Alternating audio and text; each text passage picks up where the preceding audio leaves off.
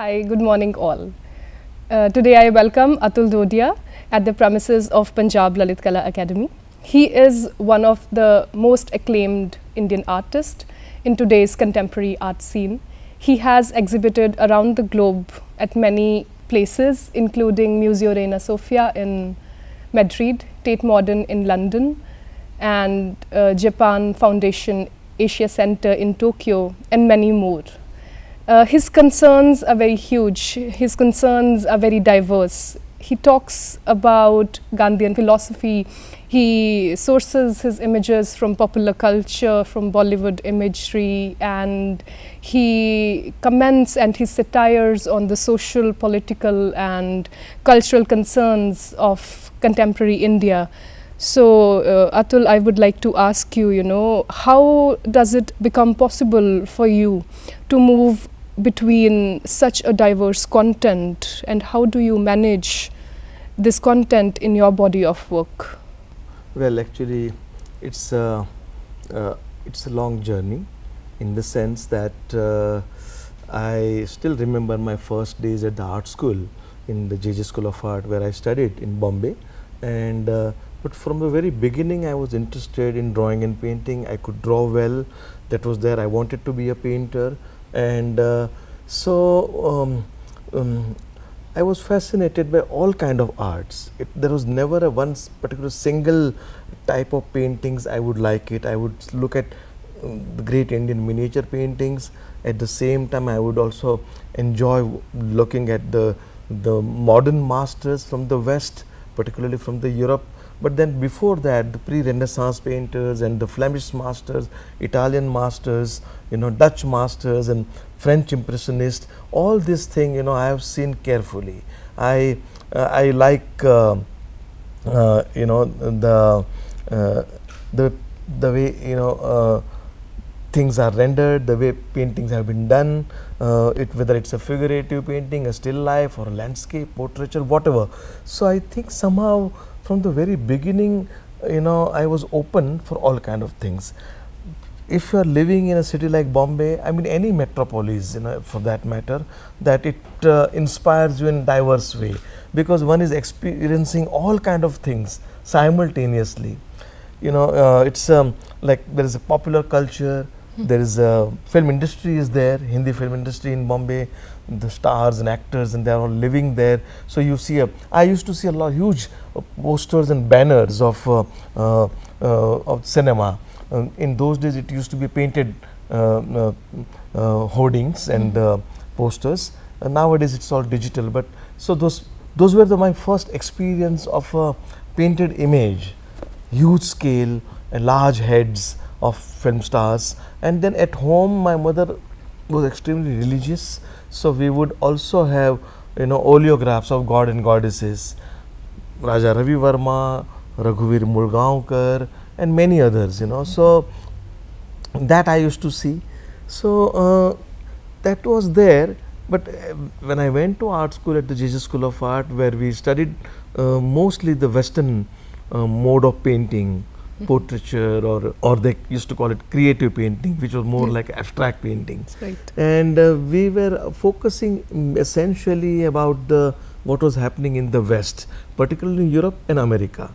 So the great American abstractionist, I would see, and the pop art, and the whole 20th century, the growth of modern painting, Cubism, Dadaism, Surrealism, abstraction, etc., etc. So yeah, basically because of all this thing, one is also confused at a point that how and what you like, and then generally certain mode of expression one likes and one falls in that kind of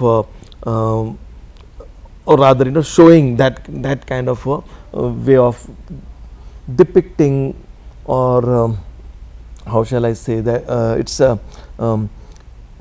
mean, after a point you feel okay, you are enjoying doing this kind of work. So I was never an abstract painter, but abstract painter was never a problem to me. Like S.H. Raza and V.S. Gaitonde are my most favorite Indian artists. And that doesn't mean that I don't like Tayyab Mehta and Akbar Padamsee. They are also equally, I like them. So there are always this, too many inspirations actually. Right. So that's how I started. But at the age of 31, first time I went abroad, it was a French government scholarship, and when I returned, I saw so much over there, and I noticed that the great masters were very free. We call ourselves, we are artists and we have a freedom, but are we able to take that freedom? That's the question.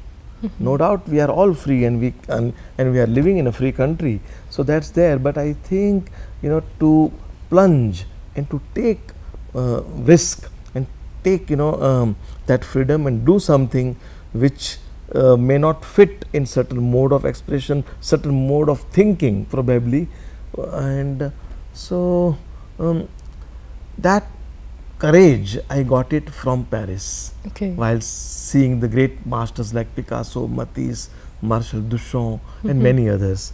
So when I returned, I felt that okay, if I feel like doing certain kind of work at certain time and very different kind of work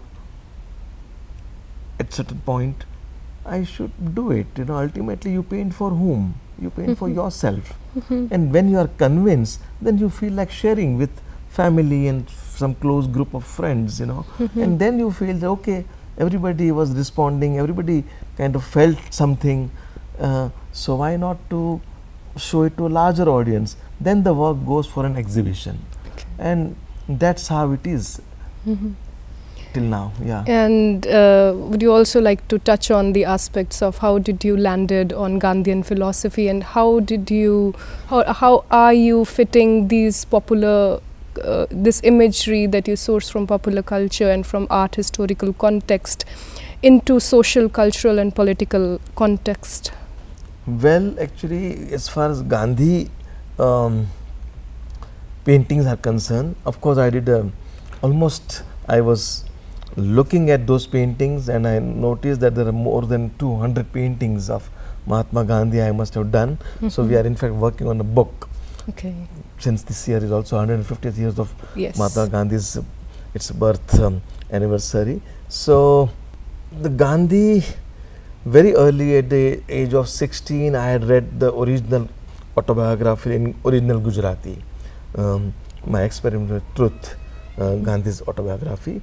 And I come originally from Saurashtra, not very far from Porbandar, but my father came to Bombay much earlier, and my sisters, myself, we were born in Mumbai, but we speak at home Kathiawadi, and Gandhi was a Kathiawadi. So Gandhian philosophy, Gandhian ideology, Gandhian way of living was taught not at school, because the school I went, Gurukul Vidyalaya, in a suburb called Ghatkopar, where I still live. I was born, brought up there, and I still live. My studio is there. That also was a kind of a Gandhian school, that we were told that if you can't finish the food, don't waste it. You can't throw your clothes unless it's completely torn. So because so many people don't get even to eat. So many people are have no things to wear. India is a poor country. So we had that thing also at my home. Also, it was similar way of thinking of elders. So that was there, and so I was fascinated by this personality and Gandhi's various movements during the freedom struggle, which we were taught, and like every Indian who is familiar with this thing, in school and otherwise. So that was there. But I think when I returned in 1992 from Paris, then I returned in October, and in December beginning, the Babri Masjid was demolished in the north, in Ayodhya, and then we saw subsequent riots in the country. So and then in 2002 there was again riots in Gujarat, but in 93 March, there were serial bomb blasts in Bombay. we, and suddenly curfew would be announced, innocent people were killed, and that was something which shook me in a big way. And I was interested in Picasso and Matisse, and in the creativity, in the creative aspect of, and the history of painting. And this was something not area where I would like to kind of think. Only thing, I was disturbed.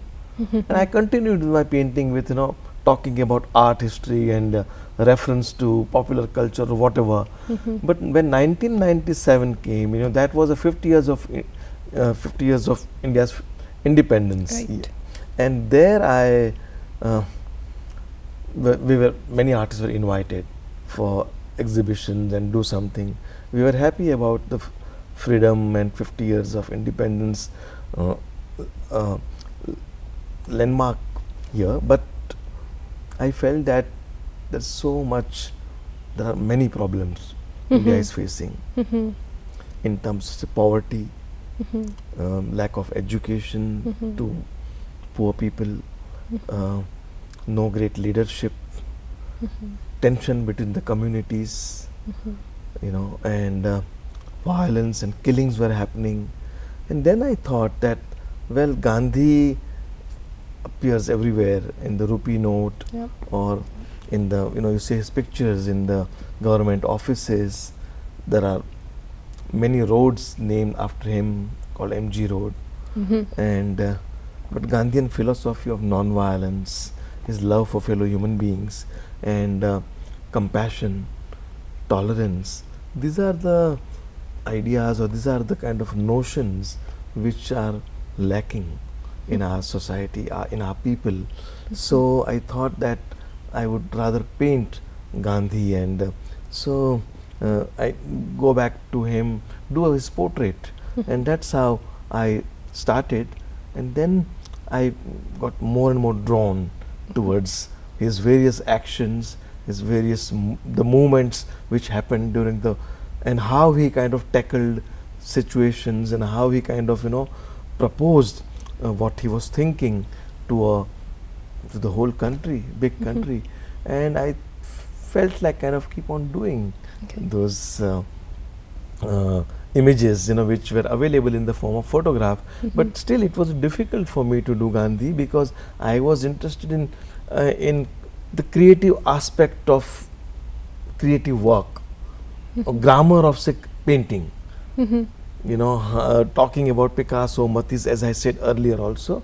So to switch to someone who is a political or a social leader, a great statesman, to paint, it's a different area. Right. And it's not easy to kind of, switch or shift easily into a completely social political, area. So, but I wanted to paint Gandhi. So I was in a dilemma, and I came across a statement exactly at that time while reading literature on Gandhi, by Gandhi, and I came across a statement by him where he says that I am not a rishi, seer, or a philosopher of non-violence. I am an artist of non-violence, and I want to develop the art of non-violence in the realm of resistance. So that means he's calling himself an artist of non-violence. So I said, if I see him as an artist, then I know what to do with an artist. So then I can certainly know how I will deal with this subject matter that is called Gandhi. And that's how the Gandhi series happened. And it's still, I'm not bored with it. I still feel his relevance is equally important even today in 2019. His philosophy is relevant, and also I feel that I still feel that there are immense possibility, to engage with this subject, Gandhi, with in a creative way. Right. So that's one thing. And then you're in the same question you're asking me about the popular culture. So I think probably popular culture and other things. You see, I like to laugh, and I also like to kind of share. Sharing is very important, I feel. at home I tell what I have been doing, why I am doing this, why did I do this, to my friends, to my family, to my parents, and I don't even doubt people that people won't understand. Modern art, generally I notice that people say that, you know, we don't understand modern art. But I think it's just because they are not enough, there is no enough exposure to them, because they themselves don't go. We don't have many museums, Right. so of modern art. So when it comes to art, they generally, general public people, they understand the realism type of paintings, but not as soon as this abstraction comes, they find it difficult. But so I feel that no, but you know, like if you keep on showing them, if an artist talks to them, you know, then it's possible that they can understand. So I think talking and sharing and making someone convinced, or making someone to understand, you know, at the end, or to experience the joy of visual, you have to have certain tools. And popular culture is one thing where they relate immediately, you know, whether it's it's advertisement, Right. whether it's stills from cinema, popular cinema, etc. And somehow so that is one thing. But basically I myself enjoy. I Okay. enjoy watching movies. I enjoy watching all kind of movies. Not that too much of popular films which I enjoy, but I like serious cinema. So that's one thing. And then reading poetry, reading short stories, and also noticing how people talk about certain experiences which happen to their life while they travel, when they are kind of, you know, they face certain situation, and how they share. So, you know, to listening to this thing, so the theater, cinema, sound, music, everything is so much is related with each other, that it comes. And the most crucial thing in the whole, you know, in your question is this thing, that, you know, these are all very, very different things. Exactly. Yeah. Yes. But I think probably because of, you know, my, see, painting is a technical thing also. You know, how you should know how to use your tools, Right. how to depict things. You know, there are strength and limitations of the medium. Say, for example, watercolor. You know, some people find it extremely difficult medium. You know, I enjoy watercolor immensely also, and some people find, you know, oil is easy, but oil paint is also not so easy. But somehow I won't say that I am very skilled, but certain skill I have. So as soon as I think, like first ever painting series of painting which I did on Mahatma Gandhi, called An Artist of Non-Violence, I was very clear it has to be watercolor Okay. and not oil. Now, because I felt that, because the, you know, Gandhi's life was a minimal life. Like we all have our home, you know, when we finish our thing, and then in the evening we go home. Which was Gandhi's home? What was his? What is the address?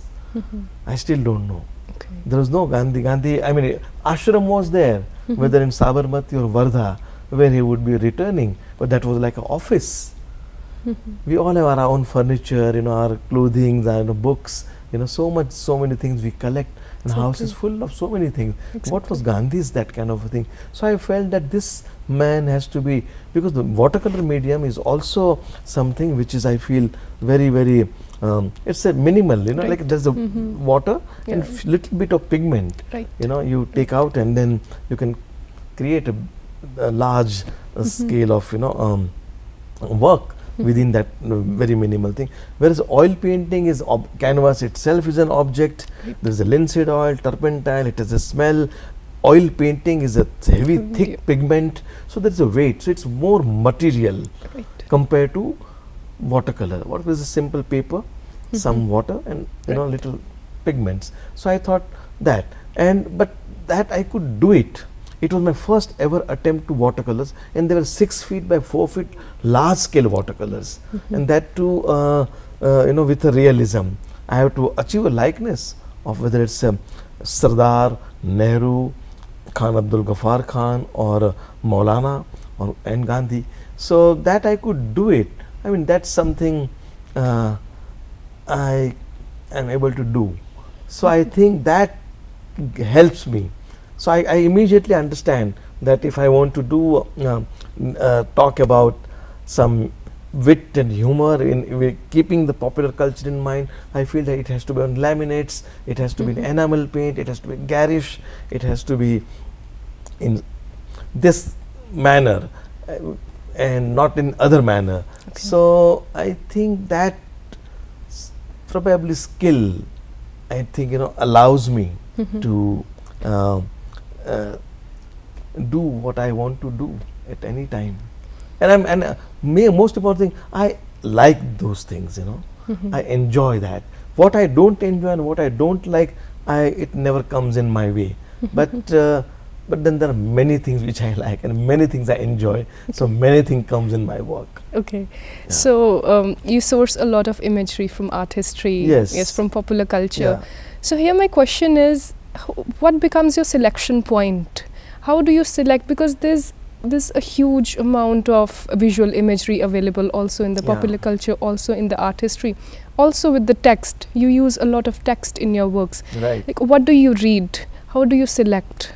Yeah, see, as far as the art history is concerned, because I'm interested what the people who were before me, what they were doing, and I'm a kind of part of the chain.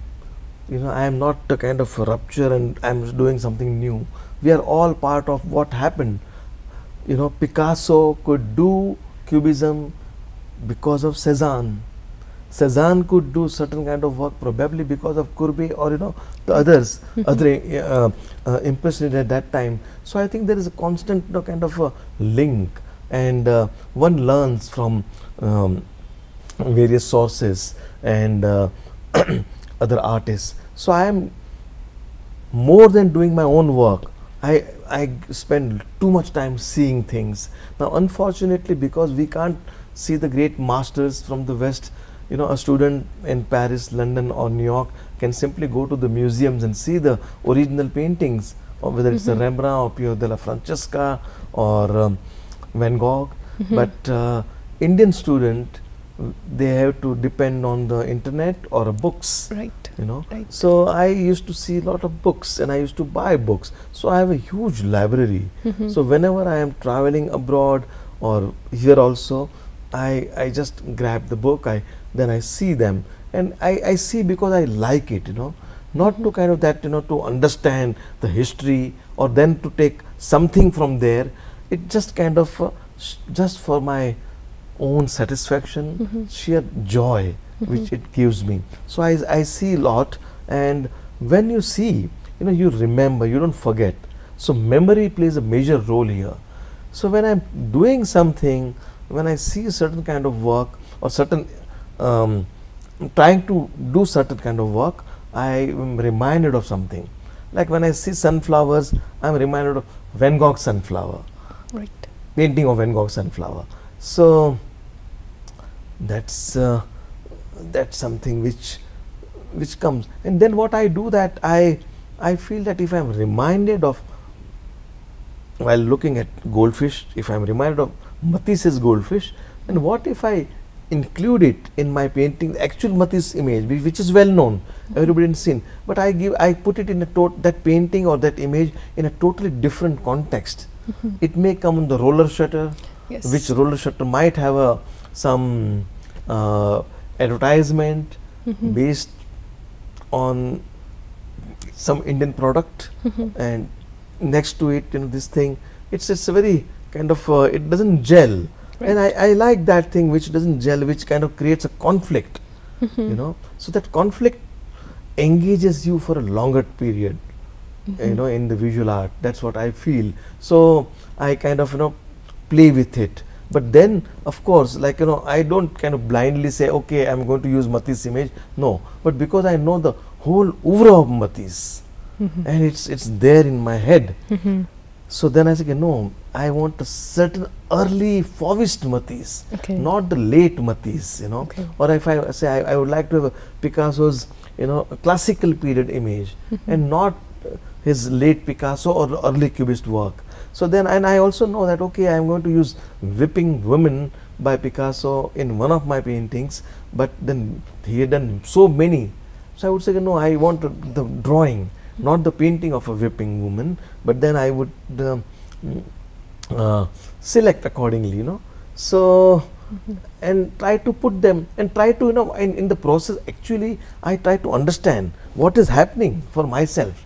When you do this, when you say crying women from Picasso on one side, and you have a other image which is something totally disjointed or not related to that thing, everything, when you do it, I mean, what does it mean?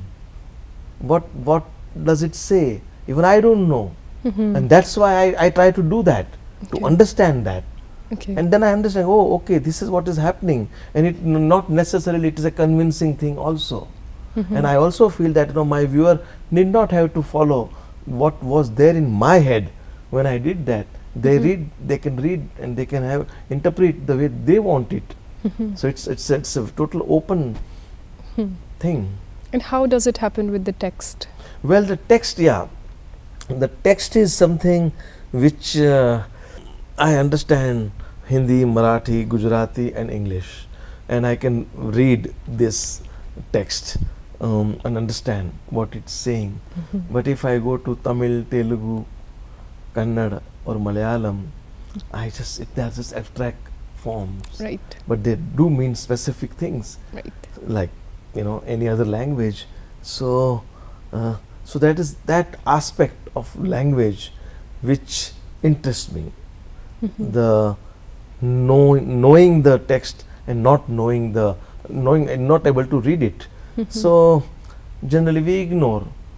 But then what happened, that when I was looking at 7th and 8th century Chinese calligraphy, they are also that language I don't speak or I don't read, but the way they painted it, it was a kind of abstraction. The calligraphy form has emerged in those works. It's not something just simply written, but it's beautifully written. It's beautifully painted rather. So I felt this is so beautiful, and then I was looking at our own miniatures, and you see often the manuscripts based on Mahabharata or Ramayana or Bhagavad Puran. There is illustration, and then there is a text. Right. So sometimes it could be the early text and Hindi or whatever, Sanskrit or Pali, or it could be any early text, which partly I would understand, partly I would not.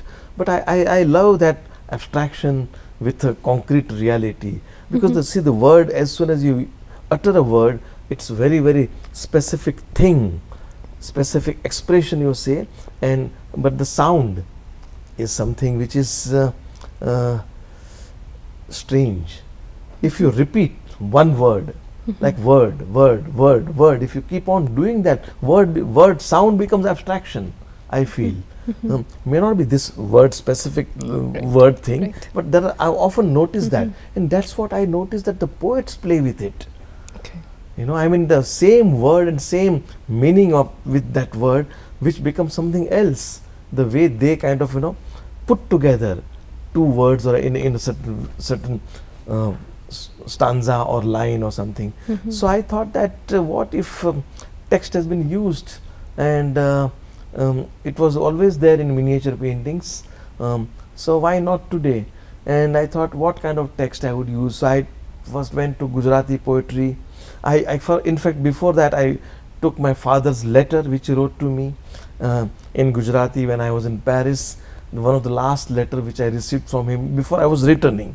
So I said, what if I write this, and it's personal dialogue or personal saying, my father is writing to me something, and it has nothing to do with anybody else, it's only for me, but it's putting that in public, and some people will not be able to read it, some people may be able to read it. Those who can read Gujarati, they can read it.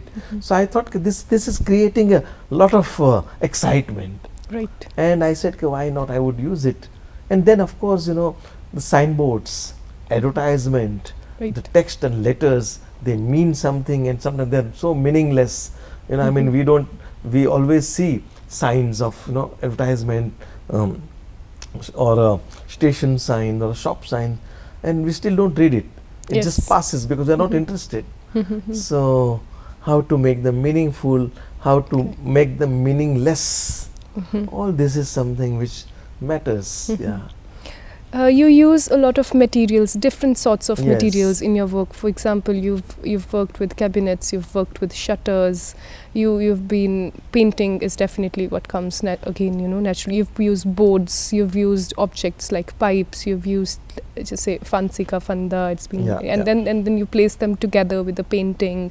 So how do you decide for each work and Yeah, like It's how? like, as to give a simple example, that I thought that say Gandhi, as I said earlier, it would be ideal to paint to begin with. I felt it has to be watercolor. Then Yes, of course I exactly. painted Gandhi in oil. But then it's like each subject matter demands, and it's not that okay, you are given a subject and you decide next day that okay, this I'm going to paint in oil paint. It's not that. The subject, when you conceive, or when if you feel like that you are inspired and you want to, there's an urge to paint it and to see it, it comes with the medium. It doesn't come as a separate thing. Like when I think of certain, as I said, I'm doing landscapes recently. Right. So I know very well that it has to be in oil. So I saw landscape in my head, or I imagine in oil painting only. So that is one thing. But of course, the oil painting and watercolor is a basic medium which we to begin with, at the art school or otherwise. But then I have used like roller shutters, the actual Right. shop shutters. Exactly. Yeah, and because there was a kind of invitation about the city, about the tension in the city, the life in the city, and I thought that these shutters are also like a flat like painting hanging on the wall, or but of course it's a door, it goes up and down, and inside there's a room.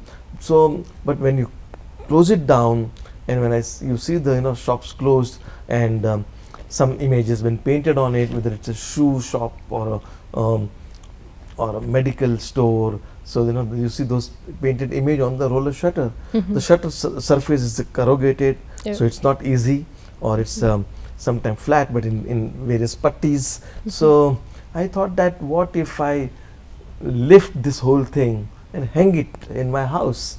Will it look like painting, or is it a painting, or is it an object? So I was interested in this aspect, that something is three-dimensional, it's an object, but because it's a flat, it also has a possibility of becoming painting. And when you throw it up, and what if you don't have a room or space inside, but just a wall? So on that wall, what if there is another painting is hanging? So and should this hang painting on the wall should be related to the front image of the shutter? When you close it, when you open it, what if it remains half open? These are all areas which I felt that with the shutter works, that could create a very complex experience. When you have to lift with your hands. So when the shutter is also, you are not experiencing only with your eyes, but you are using your muscles. When you throw it up, it hits on the hood, and then there is a the sound. Yes. So very industrial sound. Shutters are part of the outdoor actually, that you bring into the museum space or a gallery space, or into a home. So that's another kind of thing, where it becomes it changes its nature, and it's an iron. And so I thought that it's I like. So I as I said that I can't work in one single mode of style, subject matter, or medium. It's this sheer urge to kind of shift and do something new, different. I cannot kind of simply keep on doing. There are great masters who whole life they have worked in one particular subject matter on a certain kind of scale, painting. But it's my need to do diverse things. So then I say, okay, what else are possibilities? Okay. With like where right now I'm looking at the screen behind you, where the film or anything will be projected. So I said, what if the screen as it is been kind of, you know, taken. And then if you paint on it, so is it a projected image, or it becomes a canvas? And because it's a screen, should it be cinema, or what if it's not cinema? You know, like that. So it becomes a vice versa conversation between material and content for you. For example, you look at material and you decide the content. You have your content and you decide your material. Yes. Right. There's another concern that you know, usually comes to me when I look at sometimes, you know, the form, medium, subject matter, when together they gel, then the content emerges. That is the real thing, you know. Yeah, and that experience is content, I feel. It's difficult to kind of, you know, dissect and explain more, but that's the way it is. It's the experience in its totality. You don't separate oil color from canvas and a tree, painted tree on canvas, you know, so that image, the medium, the surface, everything, the scale, everything together becomes a one experience. Anyway, yeah. So with your recent exhibition in Kaur Gallery, would you like to tell me about your show? Well, my last show at Kaur Gallery, which was in January, February this year, 2019, and it was called 7 Minutes of Blackmail, and it was based on film stills by a great filmmaker, Alfred Hitchcock, who is my favorite filmmaker also. And in 1929 he made this film called Blackmail, and I was watching it again and again from last few years, and when I like the film, I keep on watching any filmmakers, you know, but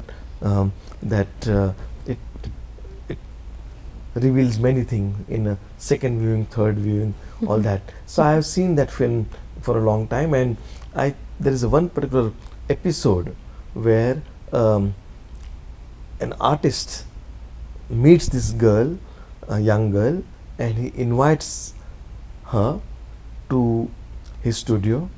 She is reluctant, he insists, she goes up with him, and there she was fascinated by artist studio, the material, the, you know, the unfinished and finished paintings, etc.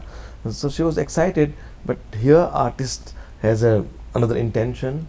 He tries to molest her, tries to rape her, and she wanted to just simply go away home, and in the struggle accidentally she kills him, and then she leaves that space. So artist is dead in his studio, and no one has seen this. So this happens after 30 minutes of the film starts, and exactly her entering with the artist into the studio and leaving, that happens in 7 minutes. So I thought, what I was interested in the whole this episode because artist was involved in that, you know, artist canvases were there, artist palette were there, artist easel was there, and it was about artists. So I said, oh, let me see what I could do. So I would take lots of photographs while watching film. Sometimes I would pause it and pause the film. Sometimes I would kind of run the film on my mobile phone or with my good quality camera, and you know, I would kind of keep on taking pictures, and I would see those stills, and then I would also select, because in the film it's not like someone is here looking and here, so which particular angle aesthetically is beautiful. So that was a kind of a crucial part in my painting. So I did that series of paintings, and then there were many other things in the show. There was 3 cabinets were there, and some large scale palettes were painted with a very abstract work. Yeah. So here, when you took stills from the movie and you decided to do a photorealistic paintings, 18 by 24 inches. Yes. Why was it that you chose to paint? and also like photorealistic paints. It could have been, you know, as photographers do. For example, yeah, no, I mean what I did that, project. you know, if you see those paintings, they're quite loose. Original, if you see, they look like from a distance like old photograph. Exactly. So I also felt that if you want to show this, then why don't you just simply the photograph which you have taken and just exhibit that. But Exactly. because I was rendering this thing, it was also a kind of art of portraiture. Okay. Because throughout there were people. Right. There's a girl and there's a man. Okay. You know, so their expression and their movement, their ambience, the still lifes were there. So I thought that this is also kind of a thing, like if I paint my father or my sister sitting in the balcony or somewhere, and whatever it's around, that's one thing. But this is also kind of, though it's a ready-made for me by a filmmaker, and but there is a narrative which was very, very important, and I didn't want to lose that narrative. Okay. So because of the retaining that narrative of entering into the studio, certain happenings, killings, you know, anxiety and pain and sorrow and fear, all those expressions were there throughout. So there are many, many things happening, you know, so which was the best depicted with retaining the realism. You know, and there's no point making it more expressionistic or more abstract. So I retained the certain realism. At the same time, they were a bit sketchy and they were kind of more loose also at certain point. Okay. So as you say, there were also cabinets, and you have Yes. also been doing cabinets in your previous works. Yeah. How is it that cabinet has come to you? Well, the first time cabinet, that's what my first cabinet will be shown in the Venice Biennale this year, and they were the first ever I did, and it just came because I was invited for a show called in Manchester called New Indian Art Home Street Bazaar Shrine Museum. Big long title, and I thought, they asked me that if I could do something with new work, they would be happy. So I said, you know, in bazaar, in shrine, in museum, at home, we always have these showcases, vitrine, cabinets, Right. cabinets of curiosity kind of thing. And at my own home place, you know, in my neighborhood, you always used to see that there were quite kitschy type cabinets with, you know, objects and elements, or sculptural pieces, or a trophy someone must have won, a child, or, you know, marriage photographs, or memorabilia when people travel.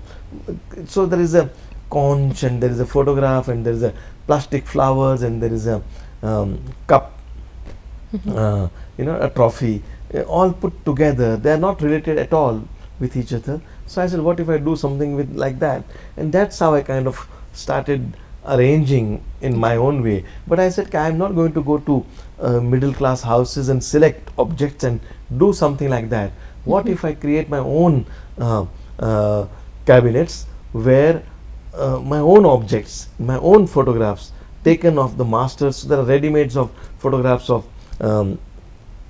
viewer looking at a work of art, people kind of you know, doing something sometimes, but more than that, it was like kind of a sculpture, painting. But then there was a content, there was a story in each cabinet, Okay. you know, which would kind of suggest that, okay, use this, keep this much space empty, just do one small sculptural piece here, and or some text also, you know, in the form of photograph, which I put.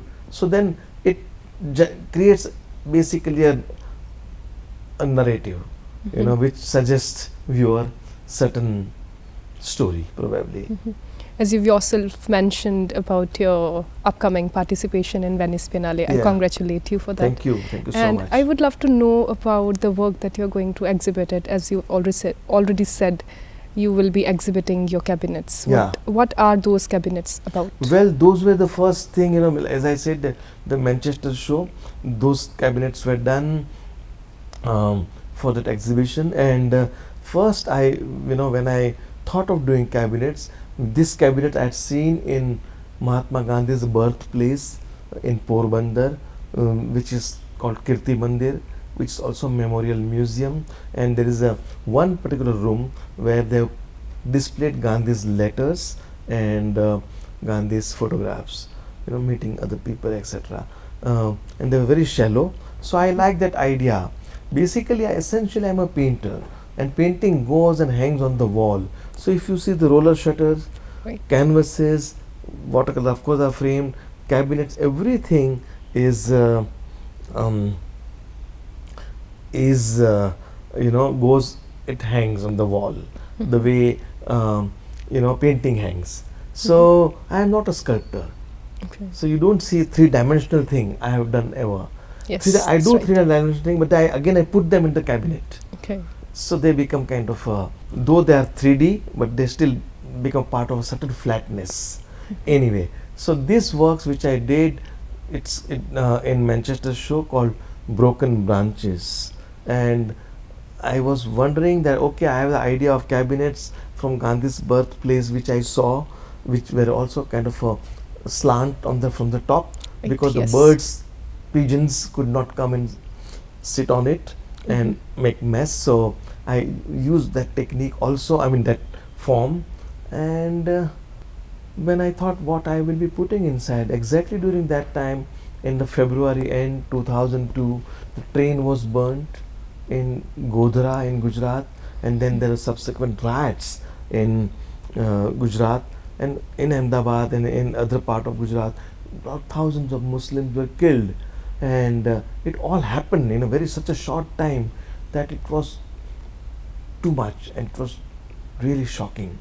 So since the cabinets were based on the cabinets which I had seen in Gandhi's birthplace, and Gandhi lived in Ahmedabad majority of his life at the Sabarmati ashram, and I thought in Gandhi's Gujarat this kind of violence, which was so difficult to accept. And then I did images which were quite disturbing. There were human bones. They were, of course, not original, which were fiberglass casted, but looked like original. So the human bones, prosthetic limbs, the riot victims' pictures, and many other stuff, which were, and in the context, there was, of course, there were 2-3 images of Gandhi as well in the Mahatma Gandhi in the cabinets, and yeah, juxtaposing Gandhi and the violent images were generally, definitely were generating a kind of questions that what we are looking at, where we are, and what's happening, So that's what I did. So Gandhi not directly, obviously, was present there, but his philosophy and his teachings were very much generating a kind of emotion into the viewer. That's what I feel, and I'm glad that the curator has selected this specific work. There's another work, where you've used skulls in the exhibition in Japan Foundation Asia Culture. So, Yeah. like, are they also in the similar context? Well, actually, they were kind of, yeah. I mean, like the violence and conflict between the communities, between two people, that is disturbing. So those areas were kind of explored in that particular show. Okay. So I have been hearing a lot of stories about your studio, that you've titled it as Nansuk. Yeah. Would you like to tell me more about Well, that? Nansuk, of course, when you think of Nansuk, immediately you think great Nansuk, painter, and of Jasrota, I think. So that's I like his work very much. He's one of my, I think he's my favorite painter actually. Okay. From that period. So and also Nain Sukh, Nain is eyes and Sukh is a joy, Right. happiness, of seeing, the joy of seeing. It also means that. So I thought it's a perfect and ideal. So I said, why not to have a Nain Sukh? And it looks old-fashioned and people find it strange, but I know the context and I just love it. Okay. Yeah. And as we're talking about the studio, I would also like to if you can share with us the idea of creating, when you are creating objects, how does a studio plays a role in the creation of objects, in the creation of paintings? Well, the studio is an important space, because there as soon as an artist enters in that space, the atmosphere is different. Like when you go to temple, you are different, and when you go to cinema hall, it's a different emotion within you. Feelings are different. Same way, here when you come into the studio, it's like kind of something. You are a creator, and something from the void, something from a what you call out of nothing, something going to emerge. One is familiar, one is aware of that. Every time if you're successful, it happened. Otherwise, struggle most of the time. So the mood is different. So the space is, the scale of the studio is not important. I feel to begin with. One could kind of have one small chair and one table and one small notebook with a pencil. That's sufficient. You don't need anything else. Actually, one can go whole life with this basic thing and create a work of art. But sometimes, like a person like me who attempts many things simultaneously, my practice is very different. It's not that when I'm doing landscapes, I'm also doing text-based work. I'm also doing popular culture reflected on shutters kind of a thing, or cabinets are happening. So very, very different kind of a things parallelly happening in my studio. And due to that, so the large scales, a large space allows me to attempt these things. Like I could not do it in my earlier space, which was much smaller, and so then I would kind of do one particular body of work and then shift to another one. Now here I can parallelly, I can see, sometimes I can see the whole show, how it would look into the gallery, because it's sufficiently large, my studio space. So that's also in a way good. I have too many books, so there's a space sufficient to keep those books also. Thank you so much, Atulji, for sharing your journey, for sharing your creative expression, for sharing how you select your imagery and how things begin in your life and how they are going on. Thank you so much. Thank you. My pleasure. Thank you.